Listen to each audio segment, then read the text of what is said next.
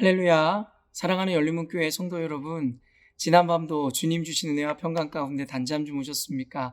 아침을 깨우는 말씀, 목요일 이 아침에 하나님께서 우리에게 주시는 말씀은 누가복음 5장 27절로 39절까지의 말씀입니다.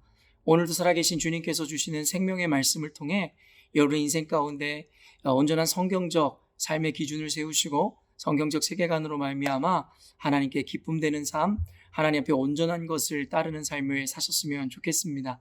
오늘 본문에 대해서 매일 성경의 해설자는 예수님이 여신 새 시대라는 제목을 붙였는데요. 참 적절하고 잘 지은 제목 같습니다.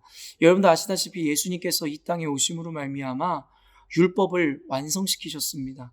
물론 율법을 폐하신 것도 아니고 율법을 없애고자 한 것도 아니고 때로는 바리새인들로 하여금 그들의 행함보다 더 의롭고 더 온전한 행위 자체도 주님께서 요구하셨음을 볼 때에 예수님은 결코 율법이라든가 아니면 행위적인 어떤 노력, 그 의지 자체를 부정하거나 부인하시기 위해 이 땅에 오신 것은 아니었습니다. 다만 그 전에는 오직 율법주의적이고 행위로 말미암아 속마음은 이 외식하는 자들, 또한 회칠한 무덤처럼 속에서는 전혀 그렇지 않으면서 행위만 온전하면 그들에게 구원과 그리고 온전하다라는 증표가 된다라고 착각했었던 당시의 유대인들에게 예수님께서는 그들의 잘못된 관념과 구습들을 타파하시기를 원하셨다라는 것입니다. 그러므로 예수님께서는 예수님이 오시고 난 그 새 시대 가운데 그 이전의 율법적인 관념과 율법주의를 뛰어넘는 이 율법의 완성을 이루심으로 말미암아 하나님 앞에 온전한 마음과 행동 그리고 신앙과 삶이 일치되는 삶을 살라 말씀하셨죠. 말 그대로 예수님께서 오심은 과거에 묶였었던 모든 구습과 관념, 잘못된 습관들도 완전케 하시는 은혜, 새롭게 하시는 은혜를 주셨습니다. 우리가 예수님을 만남으로 말미암아 옛사람, 즉 예수님을 알지 못하던 지난날의 삶을 청산하게 되며 예전에 가치롭게 여겼던 것이 예수님을 만남으로부터 우리의 삶에 무가치가 되고 우리가 진정한 가치를 바라보고 살아갈 수 있도록 예수님께서 우리에게 은혜의 삶을 또한 은혜의 눈을 열어 주셨다라는 것입니다. 그렇기 때문에 예수님을 만난 사람이 이전과 똑같은 삶을 산다는 것은 있을 수도 없는 일이며 그렇게 해서도 안 됨을 성경에서 이야기하고 있다라는 것입니다. 여전히도 우리가 육체의 소욕을 쫓고 예전의 사람과 똑같은 삶을 살고 있다면 예수님께서는 그런 인생이 진정한 구원받을 만한 인생도 아니며 진정한 믿음의 소유자도 아니라고 성경에서 분명히 이야기하고 있는 것입니다.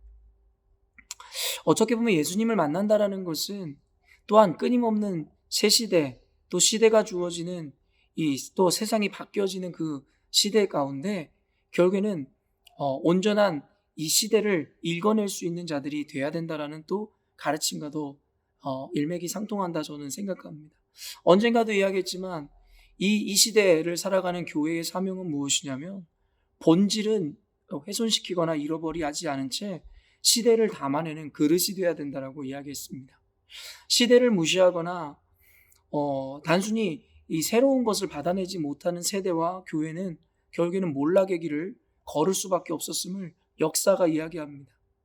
현대 와서도 교회라는 곳이 단순히 전통을 붙잡거나 구습을 진리화하는 것이 아니라 결국에는 시대를 담는 그릇으로서의 사명을 온전히 감당해야 할진데 많은 소위 보수적인 교회라는 한 것이 그들의 진리뿐만 아니라 그들의 그냥 하나의 문화를 진리화함으로 그것을 지켜내는 것이 무슨 하나님의 말씀을 지켜낸다라는 또 진리를 수호한다라는 착각을 함으로 시대를 담아내지 못함으로 시대 가운데 도태되어지는 모습을 우리는 많이 보게 됩니다. 다시 한번 강조하지만 교회의 사명은 무엇이냐면 결국에는 진리를 훼손하지 않는 가운데 시대가 주는 요구와 시대의 변화 가운데 그 시대를 온전하게 진리 안에 담아낼 수 있는 그릇이 되어야 된다라고 저는 늘 여러분에게 강조하였습니다. 오늘 본문을 봐도 결국에 예수님께서 레위라고 하는 사람을 불렀는데 제자로 부르시는데 결국엔 그 레위는 어떤 사람이었냐면 바로 이 세리였습니다. 세리라는 자들은 어때요? 그때 당시에 유대인들의 그 혈세라고 하잖아요. 피를 빨아 결국에는 이 로마 제국에 갖다 바치는 어떻게 보면 매국노와 같은 취급을 받는 자였으며 유대인들에게는 여러분 죄인 취급당하던 자였다라는 거예요.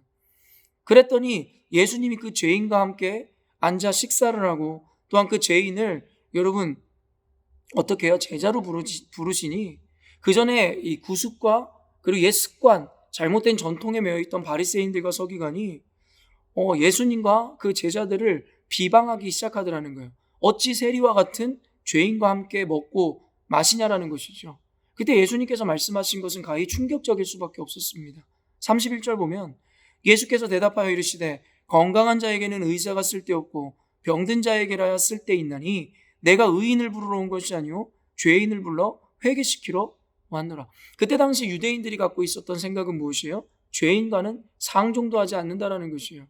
죄인은 구원받을 만한 자격도 없으며 받아서도 안 된다라는, 여러분 그들은 자신들만 순혈주의 그리고 자신들만 선택받은 자로서 자신들만 정결하고 깨끗하고 구원받을 만한 자격이 있는 자라고 착각하는 이기주의적인 집단이었습니다. 그렇기 때문에 구원을 다른 이에게 전달해야 된다라는 관념 같은 것이 없었어요. 나만 구원받으면 되고 나만 잘 살면 된다라는 이기적인 신앙이 자리 잡고 있었고 그것이 당연한 것이었죠. 예수님께서는 말 그대로 그들의 상식을 깨는 말씀을 하신 거예요. 죄인들을 멀리하는 것이 아니라 도리어 죄인들을 구하러 내가 여기 왔기 때문에, 세리가 죄인이지만 나는 도리어 그들과 함께함으로 말미암아 그들을 회개시켜야 된다라고 말씀하시더라는 것이죠. 지금 우리에겐 어쩌면 당연하게 받아들여질지 모르겠지만 예수님은 당시에 유대주의자들과 바리새인 서기관들의 그 상식과 그들의 습관을 깨트리는 굉장히 센세이셔널한 이야기를 하신 것입니다. 그러면서 바로 이어지는 것이 무엇이에요? 바로 금식에 대한 논쟁이었으며 결국엔 어째요? 33절 보면 그들이 예수께 말하되 요한의 제자는 자주 금식하며 기도하고 바리새인의 제자들 또한 그리하되 당신의 제자들은 먹고 마시나이다. 결국엔 금식을 율법적으로 철저히 지켰던 그들에게 이 금식을 하지 않는 예수님의 제자들을 보면서 기이 여기고 손가락질할 수밖에 없는 그러한 배경을 갖고 있었죠. 그때 예수님께서는 또 그들에게 그들의 상식과 습관을 깨는 말씀을 하세요. 34절에 예수께서 그들에게 이르시되 혼인집 손님들이 신랑과 함께 있을 때에 너희가 그 손님으로 금식하게 할 수 있느냐? 그러나 그날에 이르러 그들이 신랑을 빼앗기리니 그날에는 금식할 것이니라. 결국에는 금식이라는 것은 또한 나중에도 이야기하겠지만 안식이라는 것도 묻지도 따지지도 말고 무조건 지켜야 된다라고 생각했었던 그들 가운데 예수님께서는 안식일에 대한 논쟁에 있어서도 결국엔 안식일의 주인은 바로 하나님이시고 그 안식이라는 것은 율법적으로 지키는 것이 중요한 것이 아니다라는 가르침, 그들의 상식을 깨어버리며 또한 금식에 대해서도 너희들과 같이 단순히 행위적인 금식을 하는 것이 아니라 그 의미와 그 내용을 되새김으로 결국에는 금식에 있어서도 예수 그리스도께서 그 주인이시고 주체이심을 결국에는 이 당시에 있었던 고정관념에 사로잡혔던 이들에게 그들의 관념을 깨버리는 말씀을 하시더라는 것이죠. 그러면서 그들이 그렇게 구습이나 고정관념, 자신들이 갖고 있는 신앙관념이라든가 문화가 절대적이라고 착각하고 있던 그들에게 예수님께서 이제 결론적으로 이렇게 말씀하시는 것이죠.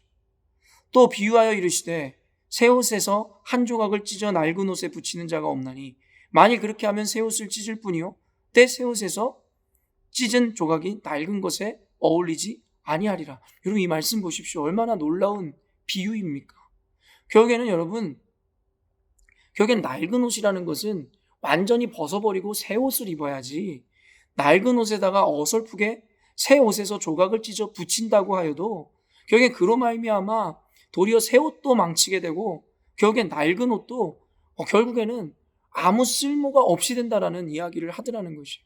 여러분 기독교에서 예수님을 믿는다라는 것, 예수님의 오심으로 인해서 변화를 입는다는 것은 완전한 변화를 말씀하시는 것이지 부분적인 변화를 말씀하시는 것이 아니에요. 빛이 어둠에 비추면 어둠이 완전히 물러나는 것이지 부분적인 밝음이 오는 것이 아니라는 것과 일맥상통하는 내용입니다. 여러분이 예수님을 만났다라는 것은 단순히 여러분의 옛 습관에 덧붙여 예수님의 도를 받아내는 것이 아니라 여러분의 이전의 습관과 삶을 완전히 부셔버리고 예수님으로 말미암아 새 옷을 입고 새 삶을 살아야 한다는 것입니다. 그렇기 때문에 예수님께서는 바리새인들과 서기관들의 그 고착되어져 있는 자신들의 의와 그 잘못된 신앙관 그리고 구습을 쫓았던 그들의 문화를 완전히 타개하기를 원하셨다라는 거예요. 그는 37절에 새 포도주를 낡은 가죽 부대에 넣는 자가 없나니 만일 그렇게 하면 새 포도주가 부대를 터뜨려 포도주가 쏟아지고 부대도 못 쓰게 되리라. 결국에는 이도저도 안 된다라는 것이에요. 새로운 포도주는 새 부대에 여러분 담아야 된다라는 것이에요. 낡은 부대에 담으면 결국에는 부대도 찢어지고 새 포도주도 모두 쏟아져 먹을 수가 없게 된다라는 것입니다. 사랑하는 성도 여러분, 이 말씀은 어쩌면 당시 서기관들과 바리새인들에게만 이야기하는 것이 아니라 오늘날을 살아가는 저와 여러분들에게 본질적인 질문을 던지고 있으시더라는 거예요. 여러분이 예수님을 믿되 여러분 예전에 여러분의 옛 습관과 육체의 소욕 그 모든 관념들을 깨트리고 예수님으로 말미암아 새로운 법, 새로운 기준을 세워 완전히 새 사람을 입었는지에 대해서 주님께서 오늘도 우리에게 묻고 계시더라는 것입니다. 여러분 종종 보면 이 교회에 이 많은 이 고정관념에 사로잡히신 분들이 여러분 어때요? 교회에 새로운 것들이 생겨지고 또 새로운 문화 그리고 새로운 말씀의 기준이 세워지는 것에 대해서 굉장히 불편함을 느끼는 분들이 있습니다. 여러분 시대가 바뀌면 결국엔 그 시대를 온전히 담아내지 못하면 아무리 과거에 옳았던 것이라 할지라도 아무런 유익이 되지 못하고 불필요가 됨을 우리는 알고 있습니다. 현대의 유럽과 많은 보수적인 교회에서 결국에는 진리만 지키면 될 것인데 자신들이 지켜왔던 그 문화나 사고관념이 진리라는 착각하에 교회를 계속 옛 모습에 머물게 함으로 지금 유럽의 교회들이 어떻게 됐습니까? 술집으로 전락해버리고 심지어는 여러분 이 호주에 있는 교회들도 보수적이고 시대를 담지 못한 교회들에는 온통 머리가 백발이 된 노인들만 앉아있는 교회 그래서 더 이상 새로운 제너레이션들 세대들을 받아낼 수 없는 여러분 고착화돼 버린 굳어버린 낡은 부대와 같은 여러분 이 교회가 되어버림으로 더 이상 교회에 그 진리가 전달되어지는 그 명맥을 이어가지 못하는 교회의 모습을 갖추게 되었음을 우리는 너무나도 많이 보게 되는 것입니다. 여러분 그런데 오늘 핵심적인 말씀 39절을 보면 묵은 포도주를 마시고 새 것을 원하는 자가 없나니 이는 묵은 것이 좋다 함이니라. 여러분 이것은 바로 자신들의 익숙함에 안주하려 하고 도전하는 것을 포기하며 시대를 담아내려는 노력을 하지 않는 교회와 어쩌면 기성세대들에게 던지는 메시지일지 모르겠다라는 것이. 이런 많은 자들은 자기들이 머무는 곳이 좋삼나이다. 성경에서도 여러분 이런 관념들을 여러 번 소개합니다. 결국엔 새로운 도전, 믿음으로 말미암아 도전하고 새 시대를 열어가는 것에 대해서 도전하는 자들보다 그저 지금까지 익숙해왔고 결국엔 한 번 성공했다고 해서 거기에서 묶이는 삶을 사는 이들이 더 많다라고 이야기하더라는 것이에요. 묵은 포도주를 마시는 자는 여러분 결국에는 새 것을 원하는 자가 없다라고 바로 지적하는 것이 이 말씀입니다. 왜냐하면 묵은 것이 더 좋다라고 이야기하기 때문입니다. 그들의 익숙함들, 자신들이 성공을 이뤘던 그 방식들을 버리지 못하고 늘 거기에 머무르는 자들은 결국엔 시대착오적이고 결국엔 새로운 시대를 받아내 새로운 교회 그리고 새로운 어떤 은혜들을 열어갈 수 없는 자들이 될 것이라고 성경에서 이야기하고 있더라는 것입니다. 사랑하는 열린문교회 성도 여러분, 하나님께서는 여러 과정을 통해서 우리 열린문교회 세대 교체를 원하셨고 또한 열린문교회 가운데 새 시대를 열어가고 계십니다. 그러나 단순히 그것은 나이에 대한 것이 아니라 결국엔 예수님으로 말미암아 열어지는 새 시대를 받아내지 못하는 여러분 영적인 꼰대들에 대한 이야기를 하고 계시더라는 것입니다. 나이와 관계없이 우리가 옛 것을 쫓고 그저 우리가 익숙한 것에 머물기를 원한다면 이런 그야말로 영적인 꼰대라 할 수 있는 것이며 당시의 바리새인들과 서기관과 같이 예수님께서 새롭게 제시하는 새 시대를 받아내지 못하는 구습을 쫓는 자들과 다를 바가 없을 것이라는 것입니다. 저와 여러분 우리 열린문교회는 이제는 시대를 담아내는 사명을 감당하는 교회가 되어야 합니다. 이전에 있었던 좋은 것은 우리가 지켜가되 버려야 될 것들 또 새롭게 달라져야 될 것에 대해서는 가감하게 버리고 다듬는 그런 과정들을 우리는 밟아가야 하며 이제 우리 열린문교회는 신구의 조화를 이루어 새 시대를 담아내는 온전한 교회, 그래서 다음 세대에게 온전히 물려줄 수 있는 교회를 만들어가는 중요한 시점 가운데 있다라는 것입니다. 사랑하는 열린문교회 성도 여러분, 이 영상을 보는 여러분들의 나이가 연소하든 연로하든 관계없이 영적인 꼰대가 아닌 여러분 새 시대, 예수님께서 열어주시는 새 시대, 또한 그 시대를 담아낼 수 있는 온전한, 여러분 온전한 그릇, 새 부대의 모습을 갖추어야 할 것입니다.